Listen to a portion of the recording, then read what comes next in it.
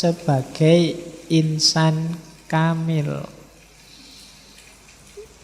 Ini agak mengulang yang tadi. Manusia ini utuh dan kamil ketika jati dirinya sebagai wakil Tuhan, khalifah Tuhan, dan rohnya Tuhan dalam dirinya ditemukan, sekaligus dia menyadari dirinya sebagai mikrokosmos.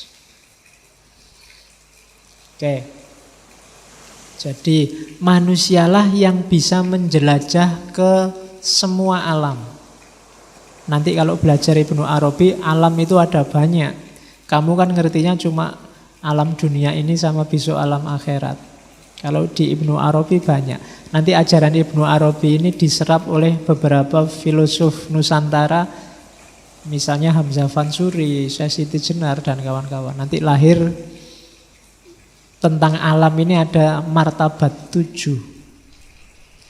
Martabat 7 itu ahadiyah, wahdah, wahidiyah. Nanti terus ada alam arwah, ada alam misal, ada alam ajsam, ada alam insan. Manusia ada di alam ke-7, alam insan. Itu namanya martabat 7. Inspirasinya dari Ibnu Arabi. Jadi alam ini tidak cuma 1 dimensi, apa 2 apa 3 dimensi, tapi dia punya 7 dimensi. Yang paling tinggi ahadiyah. Manusia bisa nyampe makom ahadiyah kalau atribut-atribut fisiknya dia tinggalkan. Ahadiyah itu fase ketika Tuhan dalam kondisi negasi. Negasi itu tidak bisa dijelaskan. Satu-satunya cara untuk menjelaskan pakai kata-kata tidak. Jadi tidak begini, tidak begitu. Tidak A, tidak B, tidak C, tidak D. Kalau dijelaskan pakai statement positif, pasti salah. Itu makom ahadiyah, level paling tinggi. Ini yang laisa kamislihi syai'un, tidak bisa dikenali. Tuhan yang sejati dalam hakikat kediriannya. Kamu gambarkan kayak gimana pun bukan itu. Itu makom ahadiyah.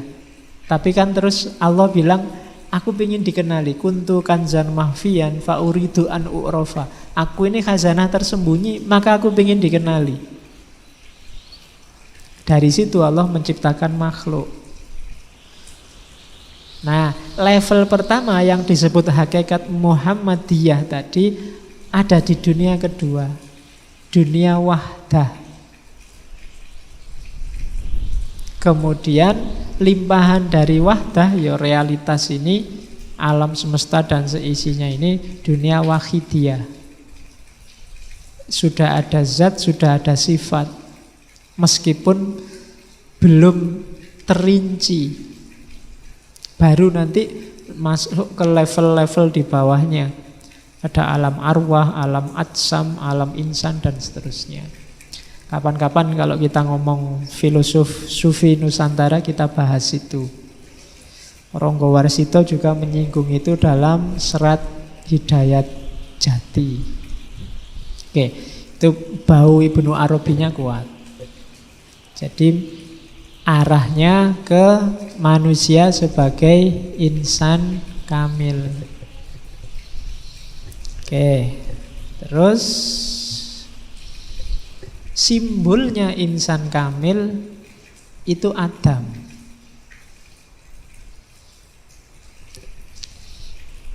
Ya, jadi kenapa Adam?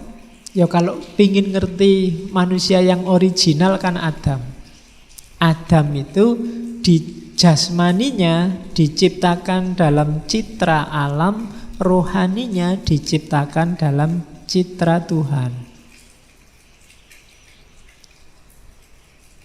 Kalau dalam bahasa lain, Tuhan itu meringkas semua ciptaannya dalam manusia. Dalam dirimu ada alam semesta, ada malaikat, Bahkan mungkin ada jin, ada setan. Bisa. Manusia bisa kayak setan, bisa kayak jin, bisa kayak malaikat, bisa kayak alam semesta. Kamu bisa kayak hewan, bisa kayak tumbuhan. Karena Allah meringkas semua ciptaannya dalam makhluk yang namanya manusia. Bahkan dirinya sendiri ditiupkan ke dalamnya. Jadi itulah hakikatnya manusia. Oke. Dalam citranya itu seperti apa sih Pak? Wa khalaqa Adam ala suratihi. Apa sih maksudnya manusia diciptakan dalam citra? Kamu kan bingung dengan kata-kata citra itu. SBY sukanya pencitraan. Terus siapa kalau ada orang yang kamu benci melakukan kebaikan, kamu tuduh pencitraan. Apa sih janjane citra itu? Jadi yang dimaksud ala suratihi itu dalam diri manusia diberikan semua nama-nama Tuhan sebagai potensi karakternya. Semua nama Tuhan, sebut saja Asmaul Husna, itu dalam dirimu ada semua. Rahman, Rahim, bahkan Khalik, Musawwir, Ra'uf, dan seterusnya. Itu kamu punya semua karakter itu. Pencipta, manusia bisa banyak mencipta. Dia punya sifat namanya kreatif, ya kan? Sampai lahir gelas, lahir teh, ini kan pencipta.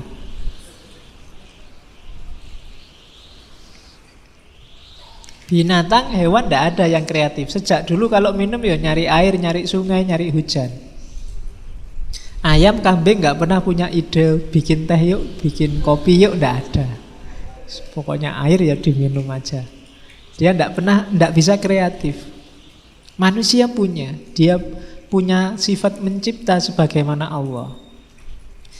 Manusia juga bisa menyiksa sebagaimana Allah. Dalam sejarah banyak kan manusia yang punya karakter menyiksa. Ketika porsi dan proporsinya nggak pas, dia jadi kejahatan. Kalau pas, dia diperbolehkan. Ya dalam konteks tertentu kan kadang dibutuhkan kesulitan-kesulitan, keruwetan-keruwetan demi harmoni. Itu ada karakter-karakter Allah yang di situ dimiliki manusia. Jadi penyayang, kita punya sifat sayang. Rahman Rahim, kasih sayang yang mendalam dan meluas. Allah punya sifat Ghafurur Rahim, kita juga punya. Meskipun sekarang umat Islam susah memaafkan, tapi kita punya sifat memaafkan itu. Jangan lupa. Maka banyak sufi bilang li utamima makarimal akhlak, sebagaimana hadis Nabi itu adalah takholak bi ahlakillah. Berakhlak dengan akhlak Allah. Apa bisa Pak? Bisa. Kenapa? Karena dulu Allah menciptakan kita ala suratihi, sesuai gambarnya Allah. Gambarnya Allah itu ya mestinya bukan gambar fisik. Wong Allah bukan fisik. Gambaran batin, gambaran mental, gambaran ruhani. Dan kalau itu mental dan ruhani kan ya nama-nama Allah minimal yang 99 itu kita punya. Itulah maksud dan Allah dan Tuhan menciptakan Adam ala suratihi, sesuai citranya, bukan fisiknya. Makanya ketika orang mencapai puncak kan ada hadis, kalau dia mendengarkan, aku jadi pendengarannya, bukan aku jadi telinganya. Jadi daya mendengar, kependengaran, kepenglihatan itu Allah. Mata ini ketika roh tidak ada gunanya. Jadi telinga kalau roh nggak ada juga tidak ada gunanya. Dia kayak komputer tapi tidak ada softwarenya, nggak ada gunanya. Semahal apapun komputermu, hardwaremu, kalau softwarenya nggak ada, tidak operatif. Secakep apapun orang, kalau isinya nggak ada, ruhnya nggak ada, kamu lari. Kalau nggak percaya cobalah. Berarti kuncinya apa? Keywordnya kita sebagai manusia itu ya suratu Adam, suratullah dalam diri Adam itu. Ruhnya. Jasad itu cuma kendaraan kita. Materi itu cuma media. Dia alat, bukan tujuan. Jadi jasad itu memang dikasih Allah untuk mewujudkan tujuannya rohani. Bukan berarti jasad itu tidak penting, ya penting. Karena kalau kita roh saja juga tidak bisa jadi khalifah. Makanya kita ruh dan jasad. Jadi ala suratihi itu dalam diri kita terkumpul nama-namanya Allah. Makanya sebelum turun ke bumi kan ada cerita, ada ayat yang bilang wa 'allama adamal asma'a kullaha. Jadi untuk membangun citra Adam sebagai wakil Allah di muka bumi, dalam diri Adam asma'a kullaha. Jangan diartikan alama itu terus Adam di depannya Allah, terus Allah ceramah gini Dam, kan enggak gitu. Ya mestinya ya sama Allah langsung dikasihkan ke dalam diri Adam asma itu. Dari situlah nanti Adam menerjemahkannya dalam kehidupan. Jadi itu memang skenarionya Allah begitu. Karena itulah maka semua malaikat, bahkan iblis disuruh sujud pada Adam. Karena dalam diri Adam ada kualitas Tuhan. Oke, makanya kalau iblisnya mau ngeyel, dadak debat, kan aku maunya hanya sujud pada Allah. Itu bisa dijawab, enggak, kamu enggak tak suruh sujud pada Adam yang tanah. Tapi kualitas Adam yang dalam dirinya ada nama-nama Allah.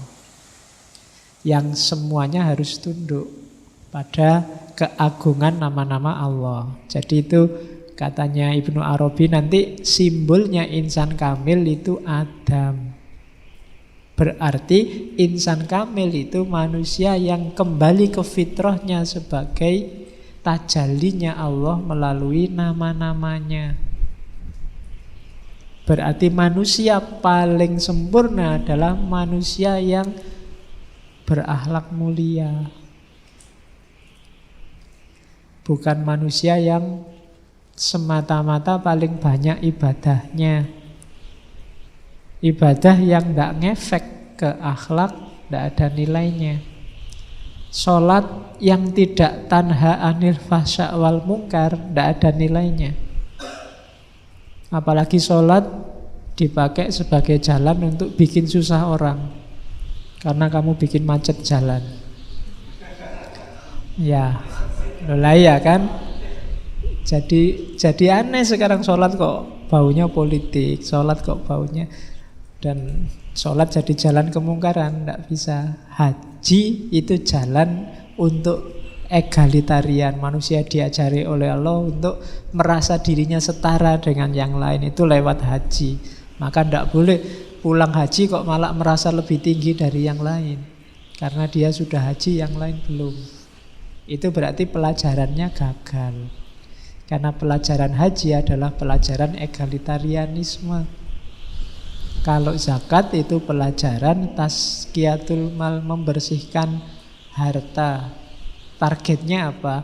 Jiwa yang tidak terikat, tidak jatuh cinta pada dunia, pada harta. Kalau kamu zakatnya utuh, zakat malnya, zakat fitrahnya beres, tapi jiwamu sangat terikat oleh duniamu, oleh hartamu, berarti targetnya zakat gagal, visinya zakat gagal. Sama kayak kamu sholatnya lengkap, tapi curangnya juga lengkap, korupsinya juga lengkap. Itu sholat yang tidak ada gunanya. Ada sholat yang malah bikin kamu masuk neraka. Kalau surat Al-Ma'un itu kan, alladzina yura'una, orang yang sholat tapi pamer, tidak masuk surga, malah fawailul lil musallin, kamu masuk neraka wair. Kalau sholatnya untuk pamer, untuk menunjukkan bahwa kamu orang alim, bahwa kamu komitmen pada agama, meskipun sedang musafir tetap sholat dan masuk TV. Itu loh ya, itu kalau ada nuansa biar yang lain tahu betapa kita ini membela, itu berarti riya. Jadi hati-hati menata hatinya ya. Oke, jadi bukan dilarang, cuma ya saling menjaga, saling mengingatkan. Oke ya, jadi itu insan kamil. Kuncinya ada pada akhlak. Takholak bi akhlakillah, hidup dengan landasan asmanya, nama-nama Allah. Oke. Terus, nah, ini ada definisi yang berbeda kalau di Ibnu Arabi. Selama ini kita memahami khalifah itu Allah di sana, kita di sini, alam semesta di sini. Terus kita disuruh oleh Allah untuk ngopeni alam semesta. Itulah khalifah. Katanya Ibnu Arabi tidak begitu. Kalau modelnya Allah di sana, aku di sini, alam di sana, itu kan berarti aku yang hadir di alam, Allah tidak hadir, dia ada di sana. Aku di bumi ini mewakili Allah ngurusi alam. Padahal Allah itu kan ya selalu ada di sekitar kita terus. Ngapain butuh diwakili? Kalau maknanya khalifah itu diwakili, kan harusnya Allah tidak ada sekarang. Kita yang mewakili jadi Allah sekarang di dunia ini. Maksudnya khalifah itu bukan di situ, katanya Ibnu Arabi. Khalifah itu pengganti. Pengganti dalam arti apa? Kitalah yang paling mirip dengan Allah di antara semua makhluk lainnya. Jadi khalifatullah fil ardi adalah makhluk yang paling dekat karakternya dengan Allah di muka bumi. Maka ketika kamu nanti takholak bi ahlakillah, itulah jati dirimu yang sejati. Kalau kamu tidak melakukan itu di muka bumi, berarti kamu sedang mendistorsi hakikatmu sebagai manusia. Jadi rumusannya begitu. Karena awas salah, katanya Ibnu Arabi. Kayak Barat kan merasa kitalah yang menguasai dunia, alam semesta, mari kita taklukkan, kita tundukkan semuanya di bawah kekuasaan kita. Akhirnya diperas habis-habisan alam, kita nanti bingung sekian ratus tahun ke depan sumber daya habis. Itu salah memposisikan makna khalifah. Jadi khalifah itu penggantinya Allah. Bukan berarti Allah tidak hadir. Allah itu selalu hadir. Cuma kitalah yang paling dekat, paling mirip dengan Allah. Sehingga kekamilan kita, kesempurnaan kita sebagai insan adalah ketika kita semakin mirip dengan Allah. Maka insan kamil adalah orang yang mirip, orang yang karakternya adalah karakter ketuhanan. Hidupnya mencerminkan asma'nya Allah, nama-namanya Allah.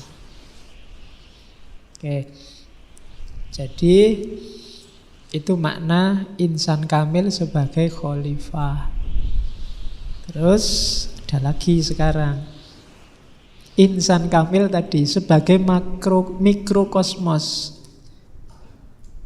Mikrokosmos itu positioningnya, kalau dalam dirimu ini kan tadi saya bilang kuncinya dirimu kan di roh. Sama, alam semesta ini kuncinya ada di manusia. Posisinya manusia yang mikrokosmos di depan makrokosmos itu sama kayak posisinya roh dalam diri manusia. Jadi insan kamil inilah yang menjamin bumi ini, dunia ini masih hidup. Kalau ndak ada lagi insan kamil, semuanya isinya binatang, setan, itulah saatnya kiamat. Kenapa? Ndak ada ruhnya lagi sudah. Makanya ada hadis, selama masih disebut nama Allah, berarti masih ada orang yang berperilaku sebagai insan kamil, berakhlak dengan akhlaknya Allah. Kiamat tidak akan terjadi. Berarti apa? Ruhnya masih ada, masih hidup. Tapi begitu insan kamilnya tidak ada, ruhnya hilang. Jadi itulah posisinya manusia. Jadi manusia itu penting. Maka kamu jangan nakal-nakal, nanti kiamatnya cepat. Semakin habis insan kamil, ya semakin dekat kita sama kiamat. Kenapa? Karena kita ruhnya. Rusaknya dunia ya karena manusia, harmoninya dunia karena manusia. Jangan salah. Tidak karena yang lain. Ya kan? Kenapa kok ozon robek? Kamu kan selalu menyalahkan, ini karena pemanasan global. Ya enggak, pemanasan global ya ujungnya manusia. Banyak bencana. Kalau dicermati nanti ujungnya ketemunya manusia lagi. Banjir Pak sekarang. Ya mesti manusia. Kalau nggak percaya coba dicek. Ya kan? Jadi diri kita ternyata tidak mencerminkan asma Allah dalam banyak hal. Kenapa umat Islam kok susah ya diajak kebersihan? Kenapa susah diajak tertib? Kenapa susah diajak harmonis? Ya karena itu tadi. Kita melupakan hakikat keinsan kamilan kita.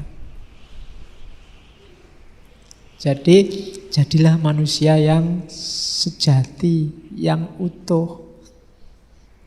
Jadilah insan kamil biar umurnya dunia ini masih lama. Kalau enggak, begitu kita kehabisan stok insan kamil, yang tersisa berarti tinggal ya al-insan al-hayawan. Makanya ada hadis yang bilang generasi yang mengalami kiamat adalah sejelek-jeleknya generasi. Karena apa? Di era kiamat berarti sudah tidak ada lagi insan kamil, nggak ada lagi orang yang dekat sama Allah, nggak ada lagi yang mentasarufkan nama-nama Allah dalam kehidupannya. Jadi insan kamil itu khalifah dan sekaligus mikrokosmos. Dia cerminan citranya Allah di muka bumi dan dia kunci dari ketertiban dunia dan kehidupannya. Posisinya kayak roh di atas jasad. Dan alam semesta ini kan memang disediakan oleh Allah untuk manusia, untuk rohnya, untuk intinya. Maka kamu nggak perlu sungkan-sungkan, Pak saya mau membeli ayam Pak, tapi kok kasihan ya. Nggak apa-apa kalau memang butuh itu, nggak dosa, diperbolehkan sama Allah. Kamu korban, ada yang beli besar-besaran sapi, kambing, terus kamu wah ini pembantaian besar-besaran. Ya kalau memang diperlukan, dibutuhkan, nggak apa-apa. Jadi karena alam ini untuk kita, cuma hati-hati itu tadi, jangan berlebihan juga jangan kekurangan. Berlebihan akibatnya harmoninya rusak. Kalau harmoni, biasanya kalau sudah berlebihan apa kekurangan, itu yang bunyi sudah kebinatangan, bukan lagi kekamilan. Jadi ditugas kita sebagai manusia untuk mewujudkan amanah dari Allah sebagai mikrokosmos dan sebagai khalifah. Terus kalau di Futuhat diibaratkan manusia dan alam itu kayak apa ya? Alam ini kayak harta bendanya Allah. Manusia ini kayak segelnya, kayak gemboknya atau stempelnya lah kalau hari ini. Jadi mutiaranya, isinya alam semesta kalau itu dianggap mutiara, stempelnya yang menjaga barang ini jadi kunci. Selama kuncinya ada, barangnya aman. Tapi kalau kuncinya nggak ada, habis. Itu kenapa begitu insan kamil tidak ada, kiamat. Sama kayak kamu punya peti isinya barang-barang berharga, gemboknya hilang. wassalam. Wong kadang-kadang gemboknya ada aja dicongkel, apalagi gemboknya hilang. Dan insan kamil itu gemboknya ini tadi yang mengamankan. Dunia ini khazanahnya Allah, alam semesta khazanah Allah. Gembok ini kan mewakili kehadiran yang punya peti, yang punya barang. Dengan adanya gembok, barangnya aman. Itulah kenapa manusia disebut khalifah.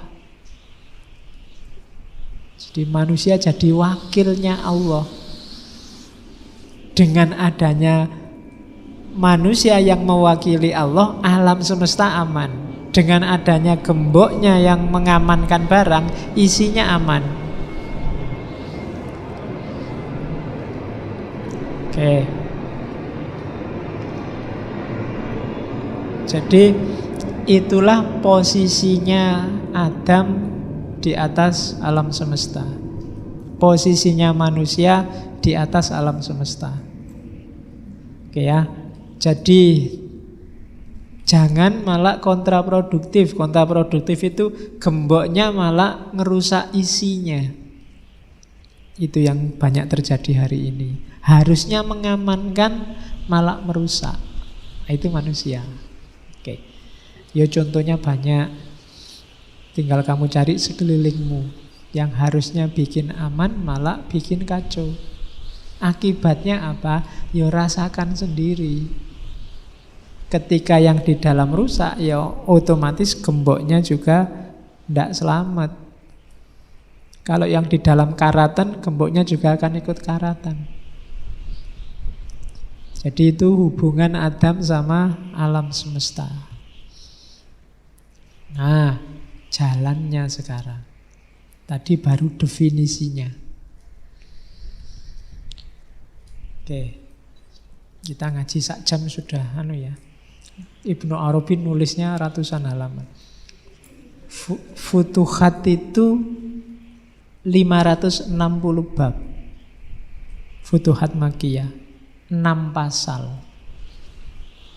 6 pasal itu pasal makrifat, muamalah, ahwal, makomat, kemudian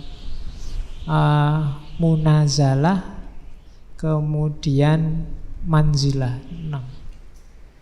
Manazil, munazalah ya 6. Jadi itu futuhat 6 pasal. Ngapal ke pasalnya gampang cuma 6. Kamu ngapal ke babnya 560. Itu penting. Nanti kita cuplik satu bab di bagian akhir tentang karakter wali. Jadi insan kamil ini kita bisa nyampe ke makom insan kamil jalurnya 2. Yang pertama adalah izin Allah, pertolongan Allah. Yang kedua usaha kita sendiri. Jadi kamu nyampe makom insan kamil itu bisa anugerah dari Allah.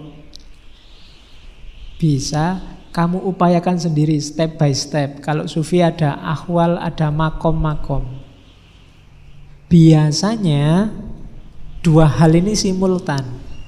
Ketika kamu berusaha naik makom sampai insan kamil, Allah menganugerahimu. Ketika kamu setengah jalan, kamu dikasih semuanya sama Allah. Itu kasih sayangnya Allah. Ketika kamu berniat, kan Allah bilang, kalau kamu mendekatiku selangkah, aku mendekatimu 10 langkah, 100 langkah. Jadi ini biasanya simultan. Meskipun ada orang tertentu yang dia belum mendekat, Allah sudah datang. Tapi itu saya sering bilang, itu kudratullah, bukan sunatullah. Tidak bisa dijadikan rumus. Kamu nggak bisa, saya tenang aja Pak, malas sholat, malas puasa, enggak apa-apa. Kalau Allah mau kan tiba-tiba Allah nanti datang. Enggak bisa, itu enggak bisa dijadikan rumus. Rumusnya tetap kalau kamu berusaha, berdoa, mujahadah, nanti Allah memenuhi keinginanmu. Itu rumusnya. Sama kayak kamu, kalau kamu loncat dari lantai 30, kamu pasti tewas. Itu rumusnya. Bahwa bisa kamu loncat dari lantai 30 tidak tewas, mungkin, tapi tidak bisa dijadikan pedoman. Itu hidup itu harus ngerti mana yang rumus, mana yang sunatullah, mana yang kalau sudah mentok satu-satunya yang diharapkan hanya Allah. Kalau dilalah kamu terpaksa kok jatuh dari lantai 30 bukan keinginanmu, tinggal kamu berdoa semoga Allah intervensi. Kan begitu. Tapi nggak boleh sejak awal kamu kalau nggak mati ya nggak mati aja terus kamu loncat. Karena rumus dasarnya kamu pasti mati. Jadi caranya begitu. Apakah hidup ini qadariyah apa jabariyah? Ya diawali dari qadariyah, rumus-rumus. Nanti Allah yang menentukan ya monggo. Itu sudah haknya Allah. Nah, insan kamil ini ya kamu harus berusaha mewujudkan ideal-ideal tadi di atas, takholak bi ahlakillah dan seterusnya. Nah, biasanya step-stepnya itu. Jadi yang pertama, ini yang saya bilang saya harus ngadep ke sana karena tidak bawa kacamata. Oke, yang pertama levelnya adalah tidak usah fana fil mukhalafat. Memfanakan dosa. Itu level pertama. Tidak melakukan dosa, paling tidak secara sengaja. Kalau kamu, itu step paling rendah. Ya, step paling bawah. Ya, untuk menuju insan kamil. Yang kedua, fana fi af'alil ibad. Fana fi af'alil ibad ini tidak lagi bergantung pada af'alnya hamba. Jadi sirna yang kedua, tidak merasa kamu sukses, kamu enak, kamu jaya itu karena dirimu. Kamu tidak lagi mengandalkan amal. Satu-satunya yang kamu andalkan hanya Allah. Itu step kedua. Jadi kamu tidak menganggap kalau saya minum mesti hausnya hilang. Ini namanya mengandalkan amal, nggak boleh. Belum fana berarti, belum naik ke level kedua. Kalau level kedua, iya saya minum, urusan hausku hilang apa enggak, ya Allah yang ngatur. Nah itu fana fi af'alil ibad. Terus yang ketiga, tidak hanya af'al tapi fi sifatil makhlukin. Karakter-karakter manusia, membebaskan diri dari jeratan karakter manusia yang sifatnya duniawi. Itu fana yang ketiga.